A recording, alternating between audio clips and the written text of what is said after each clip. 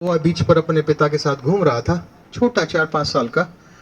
But the child was very curious, बड़ा जिज्ञासु था। और आजकल के विद्यार्थी तो इस मॉडर्न और नॉलेज एरा में सभी जिज्ञासु हैं, बड़े क्यूरियस हैं। आजकल के बच्चे, हमारा बचपन इतना जिज्ञासु नहीं था हम सब का। अगर मैं अपनी आपकी उम्र में अपनी बात करूं तो पिता के साथ घूम रहा था। वहाँ गुब्बारे बेचने वाला गुब्बारे बेच रहा था, रंग बिरंगे गुब्बारे, नीला, हरा, पीला, काला।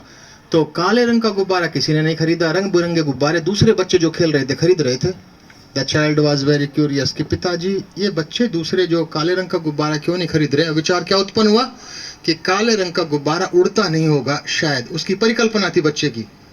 पिता ने बच्चे की उंगली पकड़ी, गुब्बारे वाले के पास गया, पैसे दिए और कहा, बेटा हाथ में पकड़ो, उड़ाओ। गुब्बारा उड़ गया। The child learned a new lesson कि इस गुब्बारे को उड़ने में इसकी बाहरी परत का ना के बराबर योगदान है। व्हाट इज इनसाइड दिस, उसका योगदान है। Same is applicable to us, हम सब की भी वही है कि जो इनर कोर कंपिटेंसीज हैं, मेंटल क्षेत्र, अपनी मेंटल क्षेत्र को मजबूत करें, इंटेलेक्चुअल क्षेत्र को मजबूत करें, कॉजल क्षेत्र को मजबूत करें। और खेल में सहभागिता हमारा मेंटल डेवलपमेंट, इंटेलेक्चुअल डेवलपमेंट, और we develop spiritual qualities, we develop power to distinguish and discriminate, भेद और पृथक करने की शक्ति। दुनिया भर की शक्तियां एक व्यक्ति विशेष अर्जित करता है खेल में सहभागिता से। तो इस प्रकार का मिसकंसेप्शन नहीं होना चाहिए। मैं आप सबको बधाई देता हूँ, असिस्टेंट डायरेक्टर सर को भी, मैडम प्रिंसिपल को भी, इतने अच्छे आयोजन के लिए। एक कहानी और याद आ गई मुझे। आपने जो have you heard about the story of rabbit and tortoise? कितनी कहानियां एक ही सुनी? कौन जीता? क्यों जीता? Due to over confidence. Tortoise जीता ना? क्यों जीता? Due to over confidence. Rabbit को और कॉन्फिडेंस था कि rabbit taken the things granted, रेंगने वाला मुझे हराएगा। और एक थीम स्थापित हुआ, slow and steady wins the race, धीरे और स्थिर चलने वाला जीतता है। नहीं बेटा, आप मॉडर्न और नॉलेज एरा में हो। ये बाबा आदम के जमाने की बात है। धीरे और स्थिर चलने वाला आजकल इस कॉम्पिटिटिव प्रतियोगितात्मक युग में एक्सेल कर ही नहीं सकता। कहानी खत्म नहीं हुई। कौन हारा था? Rabbit challenge, gentleman there will be one more race, एक दौड़ और होगी। तैयार हो गया कौन? कछुआ। और जो कमियां थी रैबिट ने वो दूर की। दूसरी दौड़ को कौन जीत गया? रैबिट। एक नया थीम स्थापित हुआ, fast and consistent always beat slow and steady. तेज और स्थिर चलने वाला हमेशा धीरे और स्थिर चलने वाले को हराएगा। तो आप जो स्लो एंड कॉन्सिस्टेंट की जमाना नहीं है, फास्ट एंड कॉन्सिस्टेंट का जमाना है।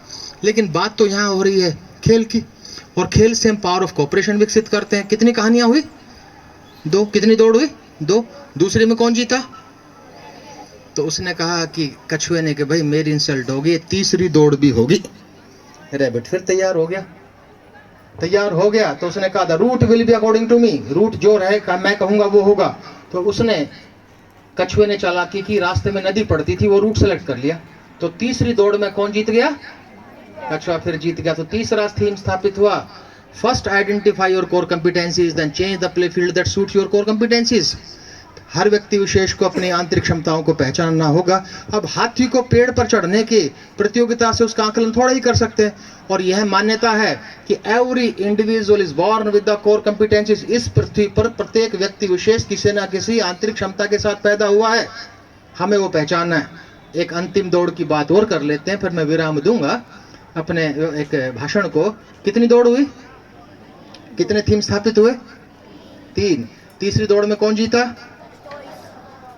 कछुआ जीत गया। अब इंसल्ट टू रैबिट ने कहा, gentleman there will be one more race and this will be the last race. ध्यान दीजिए, खेल की बात करेंगे कि खेल से ऐसा क्या विकसित होता है और जो कि सिद्ध करता है चौथे थीम को। तो चौथी दोनों बहुत डिस्कस्ड, रैबिट और टोर्टोइज ने चर्चा की कि gentleman you have a core कंपिटेंसीज, आप पानी में साइंस से जाते हो, I have a core competency कि मैं सरफेस पर तेज दौड़ता हूं। तो हम एक दूसरे को क्यों हराएं, हम अपने स्वयं के प्रदर्शन से अच्छा करें। तो दोनों ने डिसाइड किया कि पानी में मैं आपके ऊपर बैठूंगा और आप सरफेस पर मेरे ऊपर बैठना।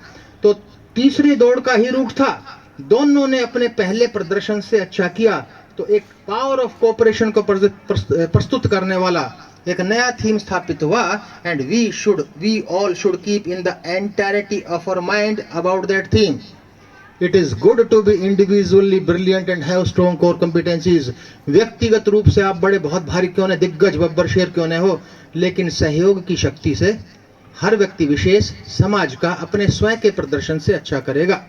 और खेल के माध्यम से हम सहयोग की शक्ति विकसित करते हैं। टीम गेम्स है ना, कोई भी गेम, अभी मैं लिस्ट देख रहा था, मैडम प्रिंसिपल ने दिखाई, कबड्डी का भी है, एक बॉयज के लिए खो खो का है। तो क्या अकेला कोई व्यक्ति विशेष टीम में कुछ कर सकता है?